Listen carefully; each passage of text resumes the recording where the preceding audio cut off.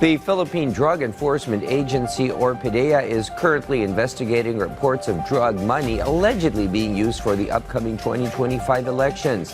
According to PDEA spokesperson Attorney Joseph Calulot, although there is no official verification yet, they have received numerous reports from political opponents alleging that drug money is being used to discredit rivals. The agency continues to monitor the situation and conduct investigations to ensure no illegal activities will take place during the elections.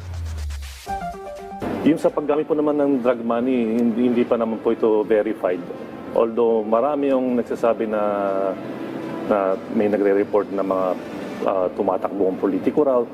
This is a very regular, especially during election. Kasi marami hong nagre-report ng mga kalaban nila sa politika para lang siraan. Pero these are all being verified by the PDEA.